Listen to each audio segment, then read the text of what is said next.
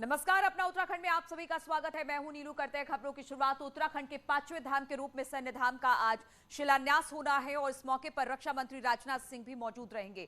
आज से शहीद सम्मान यात्रा का समापन होगा। सैन्य धाम के लिए 1734 शहीदों के आंगन की मिट्टी लाई गई है, जिसे अमर जवान ज्योति के बुनियाद में सजाया जाएगा। वीर शहीदों के परिवारों के आंगन की मिट्टी लाने के लिए 15 नवंबर से प्रत्येक जनपद और ब्लॉक में शहीद सम्मान यात्रा निकाली गई थी। 63 करोड़ की लागत से बनने वाले सैन्य धाम में शहीद जसवंत सिंह और हरभजन सिंह के मंदिर बनाए जाएंगे। सैन्य धाम का मुख्य प्रवेश द्वार देश के प्रथम सीडीएस जनरल विपिन रावत के नाम पर बनाया जाएगा। तो इस तरह से सैन्य धाम का निर्माण किया जाएगा और आज इसका शिलान्यास होना है। कहा जा रहा है कि बहुत सारे परिवार, क्योंकि वीरभूमि कही जा सकती है उत्तराखंड को, और इसी को लेकर 4 धाम के बाद एक धाम में और सैन्य धाम बनाया जा रहा है। भारती सकलानी इस वक्त हमारे साथ जुड़ गई है। भारती, 4 धाम की बात की जा रही है। 4 धाम के बाद अब 5वां धाम जो कि सैन्य धाम होगा। तैयारी बहुत जोर शोर से बहुत दिनों से चल रही थी, आज इसका शिलान्यास हो रहा है। किस तरह से तैयारी वहां पर की गई है इस शिलान्यास को लेकर? बिल्कुल नीलू, और यहाँ पर मैं आपको दिखाना चाहूंगी किस तरीके से सैन्य धाम में लोगों के पहुंचने का भी सिलसिला शुरू हो गया है। और सबसे पहले तस्वीर देखिए, ये जनरल बिपिन रावत द्वार के नाम पर ये जो सैन्य धाम है उसका ये मुख्य द्वार यहाँ पर होने जा रहा है। उसको देखिए किस तरीके से यहाँ पर रूपरेखा तैयार की गई है और ये जो है ये मुख्य द्वार होगा।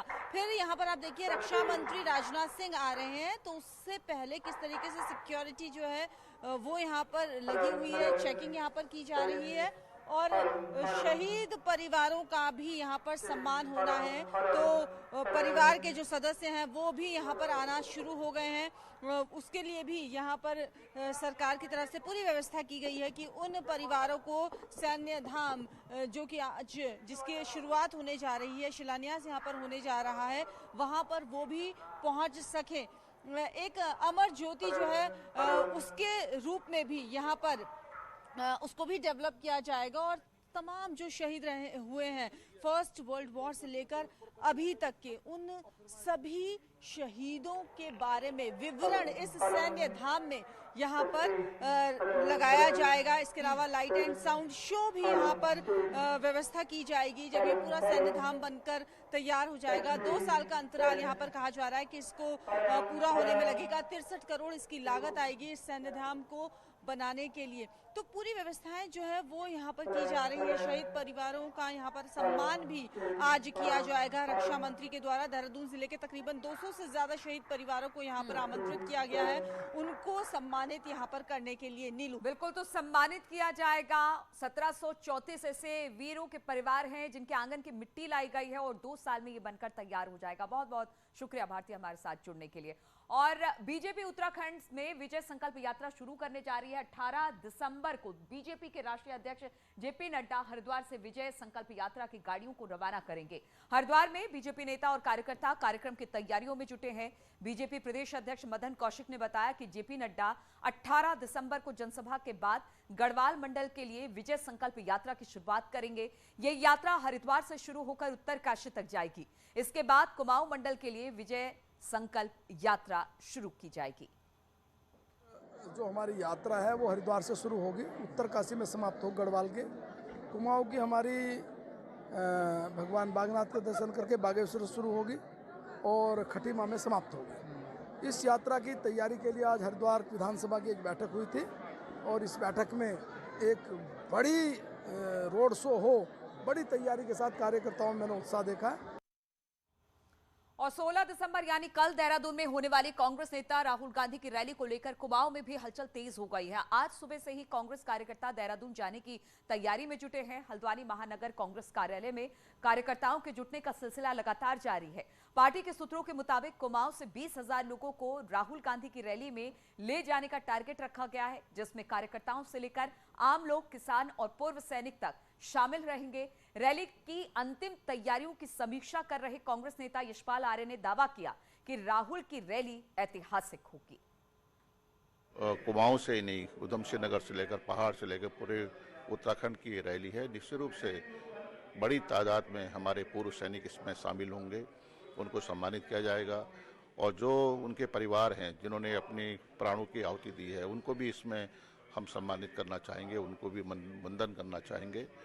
तो निश्चित रूप से बड़ी। और मुख्यमंत्री पुष्कर सिंह धामी के विधानसभा क्षेत्र खटीमा में लोगों को उत्तराखंड की संस्कृति के तमाम पहलुओं से रूबरू करवाया जाएगा। जिला विकास प्राधिकरण कोर्ट परिसर से कंजाबाग तिराहे तक दीवारों पर उत्तराखंड के लोक संस्कृति, लोक कला, लोक नृत्य, वाद्य यंत्र, नंदा राजजात सहित धार्मिक यात्राओं की 3D पेंटिंग बनवा रही है। ये पेंटिंग शहर में बने पानी की टंकी, पुलिस सहित अन्य सरकारी भवनों पर भी बनवाई जाएगी। इसके साथ ही लोगों के चलने फिरने के लिए सितारगंज रोड पर 500 मीटर वॉकवे का भी निर्माण किया जाएगा। इसमें बेंच, ग्रीनरी के साथ डेकोरेटिव लाइट्स भी लगाई जाएंगी। रेलवे स्टेशन पर 4 धाम, नानकमत्ता गुरुद्वारे के साथ ही सोरई रेंज में हो रही जंगल सफारी के बारे में जानकारी देने के साथ ही वन्य जीवों की पेंटिंग भी यहां पर बनाई जाएगी। तहसील परिसर है, न्यायिक परिसर है, उसके सामने बहुत लंबा पैच है हमारे पास लगभग 500 मीटर का। तो उसमें सौंदर्यीकरण का कार्य है, लाइटिंग होगी, ग्रीनरी होगी, पाथ बनेगा और जो वॉल है उसको पूरा ब्यूटीफाई किया जाएगा। उत्तराखंड का कल्चर उसमें डिस्प्ले किया जाएगा। उसके अलावा वॉल पेंटिंग का बहुत बड़ा कार्य खटीमा में हम लोग कर रहे हैं। जो उत्तराखंड का कल्चर है, हमारे 4 धाम हैं, हमारे वन्य जीव हैं। और 8 आईपीएस के सेंट्रल डिप्यूटेशन के मामले में गृह सचिव रंजीत सिन्हा ने केंद्र को चिट्ठी लिखी है, जिसमें डेप्यूटेशन पर ना भेजने की मांग की गई है। गृह सचिव ने डीजीपी की कैडर पुनर्गठन चिट्ठी का हवाला दिया। आईपीएस मुख्तार मोहसिन, अरुण जोशी, राजीव स्वरूप, सेंथिल अबुदई, बिरंजीत सिंह, नीरू गर्ग, पी रेणुका देवी और निवेदिता ककरेती के नाम डेप्यूटेशन के लिए भेजे गए हैं।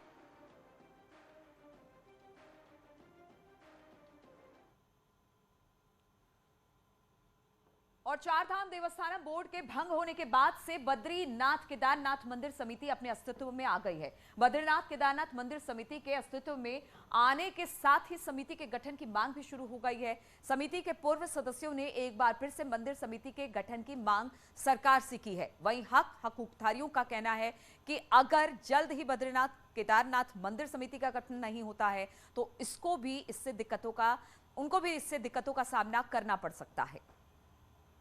जैसे देवस्थानम बोर्ड बना तो मंदिर समिति को भंग कर दिया गया और शायद उस समय मंदिर समिति के हम लोगों का कार्यकाल भी पूरा नहीं हुआ था, अध्यक्ष का भी कार्यकाल पूरा नहीं हुआ था। हम पार्टी के सिपाही होने के नाते हम लोगों ने किसी प्रकार की कोई कार्रवाई करने की सोची भी नहीं। अगर इस प्रकार से मंदिर समिति को बहाल किया जाए तो एक जनता में संदेश भी अच्छा जाएगा। लेकिन वर्तमान में उसके विषय में काफ़ी चर्चाएं हुई, काफ़ी आंदोलन हुए और सरकार ने अपना फैसला वापस लिया। लेकिन हम चाहते हैं कि वर्तमान में कोई ऐसा व्यक्ति हो जो कि सुलझा हुआ हो, जो पब्लिक के हितों को जानता हो। और रुकेंगे यहाँ पर छोटे से ब्रेक के लिए, फौरन लौटते हैं।